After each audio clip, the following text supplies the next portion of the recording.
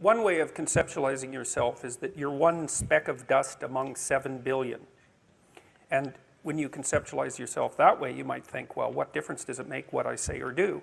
And that's actually quite convenient for you, because if it doesn't matter what you say or do, then you don't have any responsibility and you can do whatever you want. The price you pay for that is a bit of nihilism, but if you don't have to shoulder any responsibility, that's a small price to pay. That's the underground motivation for nihilism. But the other way of looking at it, and this is actually the accurate way of looking at it, is that you're in a network. You're a node in a network, and so you can do a little bit of arithmetic very rapidly and just figure out how powerful you are. You know 1,000 people. You're going to know more than that over the course of your life, but let's say 1,000 for the sake of argument for now. They know 1,000 people. That means that you're one person away from 1,000,000 people and 2 persons away from 1,000,000,000 people. And you're the center of that network. And now the way networks work is that information propagates in a networked manner. So don't underestimate the power of your speech. Now, you know, Western culture is phallogocentric. Let's say it. Okay, so we'll say, yeah, that's just fine. That's exactly what it is. It's predicated on the idea of the logos, that the logos is the sacred element of Western culture. And what does that mean? It means that your capacity for speech is divine. It's the thing that generates order from chaos, and then sometimes turns pathological order into chaos when it has to. Don't underestimate the power of truth. There's nothing more powerful.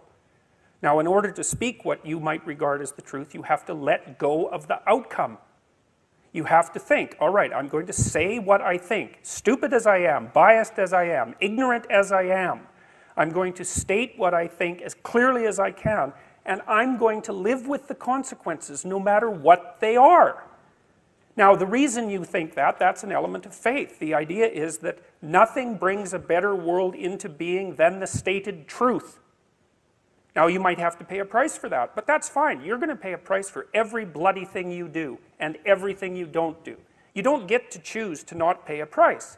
You get to choose which poison you're going to take. That's it.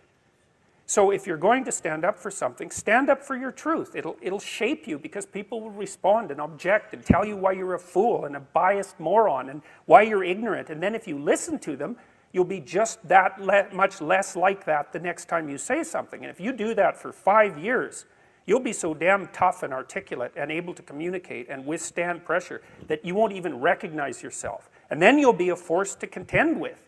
And you don't get to wait until, because I get letters like Gad Saad gets all the time too, from faculty members in particular, and they say, well, you know, when I get tenure, it's like, then they think, well, when I'm an associate professor, and then they think, well, when I'm a full professor. It's like, if you're a professor already, you're like the most protected person in the history of the planet, you know, and you need, well, okay, but one of the things that indicates is that it's almost impossible to provide people with enough protection so that they feel safe to speak. Okay, so we'll address that directly. It is not safe to speak, and it never will be. But the thing you got to keep in mind is that it's even less safe not to speak, right? It's a balance of risks. It's like you want to pay the price for being who you are and stating your mode of being in the world, or do you want to pay the price for being a bloody serf, one that's enslaved him or herself? Well, that's a major price, man. That thing unfolds over decades, and you'll just be a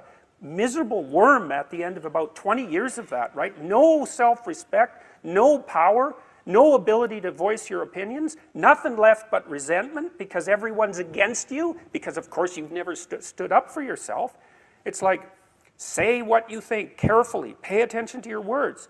The price is, it's a price you want to pay if you are willing to believe that truth is the cornerstone of society. And in the most real sense, if you're willing to take that leap, then tell the truth and see what happens. And nothing better could possibly happen to you. There'll be ups and downs, and there'll be pushback, and there'll be controversy and all of that, but it doesn't matter. The truth is what makes the world, the truth is what redeems the world from hell, and that's the truth. And we saw plenty of hell over the last 100 years, you know, and we haven't learned a bloody thing from it. It's like, wake up, tell the truth, or at least don't lie. That's a start. And you got to understand that's a risk. But I have one more brief thing to say about that. So, you know, I said what I had to say back in September, and I'm sure that I could have done it better, and many people have told me how I could have done it better, although it didn't mean they would actually do it, but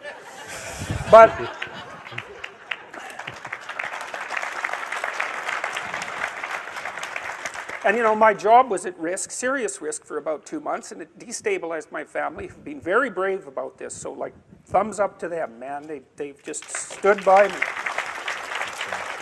But here's the optimistic news, is the university has left me alone completely. I shook hands with the dean 2 weeks ago. We're on friendly terms. They don't want this to go any farther than it has already. The students were tremendously welcoming when I came back to teach in January. I haven't had a single negative incident at the university.